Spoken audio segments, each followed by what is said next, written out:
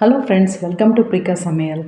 சின்ன வெங்காயம் இருந்தால் இதை மாதிரி இட்லிக்கு, தோசைக்கு, சப்பாத்தி, சாதத்துக்கெலாம் தொட்டுக்க செஞ்சு பாருங்கள். அவ்வளோ டேஸ்ட்டாக இருக்கும். ரொம்ப ஈஸியாகவும் செஞ்சிடலாம். அதுக்கு நான் இன்றைக்கி 30 சின்ன வெங்காயம் எடுத்து வச்சுருக்கேன். பச்சை மிளகாய் ஒரு 8 பச்சை மிளகாய் எடுத்து வச்சுருக்கேன். உங்களுக்கு காரம் ஜாஸ்தியாக இருக்குன்னு தோணுச்சுன்னா பச்சை மிளகாய் அளவை குறைச்சிக்கோங்க. இனி அடுத்தது ஒரு சின்ன உருண்டை புளியை நம்ம தண்ணியில் நல்லா ஊற வச்சுட்டு அதுக்கு ஜூஸை மட்டும் எடுத்து வச்சுருக்கேன்.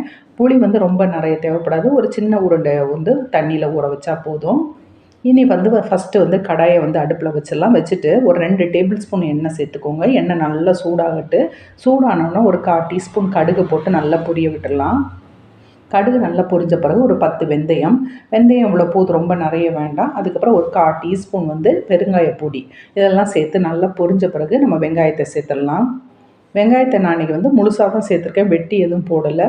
வெங்காயத்தை முழுசாக சேர்த்து ஒரு 2 நிமிஷம் வதக்கிடலாம். வதக்கின பிறகு பச்சை மிளகாவை சேர்க்கணும். பச்சை மிளகாவை சேர்க்கும்போது நடுவில் மட்டும் லைட்டாக கட் பண்ணிவிட்டு சேர்த்துக்கோங்க.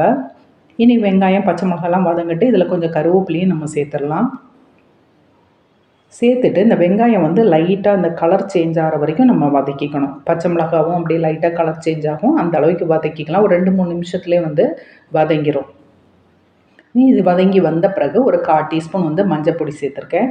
மஞ்சள் சேர்த்துட்டு அந்த மஞ்சள் வாசனை போக ஒரு நிமிஷம் வதக்கிடலாம். இனி இதில் நம்ம புளி தண்ணி சேர்த்துடலாம்.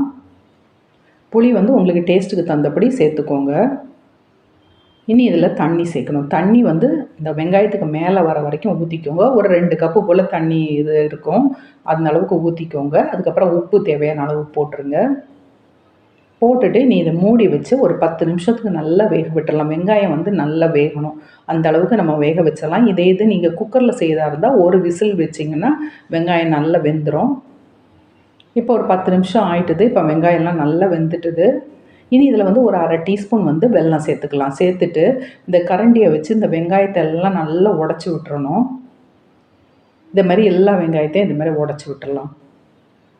உடச்சி விட்ட பிறகும் கொஞ்சம் தண்ணி இருக்குது பார்த்திங்களா. இனி என்ன பண்ணோம், 1 டீஸ்பூன் அரிசி மாவு எடுத்துகிட்டு அதில் கொஞ்சமாக தண்ணி சேர்த்து நல்லா கலக்கிட்டு இதை ஊற்றிடலாம். இந்த அரிசி மாவு சேர்க்கும்போது இது டேஸ்ட் டிஃப்ரெண்ட்டாக நம்ம நல்லாயிருக்கும். இனி இதை சேர்த்துட்டு மீடியம் ஃப்ளேமில் வச்சு இதை நல்லா கொதிக்க விட்டுடலாம். ஒரு 2-3 நிமிஷத்துலேயே இது நல்லா திக்காகி வரும். அதேமாதிரி அரிசி மாவு 1 டீஸ்பூன் போதும், ரொம்ப நிறைய அரிசி மாவு சேர்த்துக்காதீங்க. இப்போ நல்லா திக்காகி வர ஆரம்பிச்சிட்டுது. இதை மாதிரி வரட்டு இந்த தொக்கு பதத்துக்கு வரும். வந்த பிறகு நம்ம அடுப்பை ஆஃப் ஆக்கிடலாம். இதை நீங்கள் ஸ்டோர் பண்ணதாக இருந்தால் கூட ஃப்ரிட்ஜில் ஒரு 10 நாளெல்லாம் ஸ்டோர் பண்ணி வச்சுக்கலாம். அவ்வளோ டேஸ்ட்டாக இருக்கும். சாதத்துக்கும் சரி, டிஃபனுக்கும் சரி அவ்வளோ நல்லாயிருக்கும். செஞ்சு பாருங்கள். செஞ்சு பார்த்துட்டு எப்படி இருக்குன்னு சொல்லுங்கள். அடுத்த வீடியோவில் புது ரெசிபியோடு பார்க்கலாம்.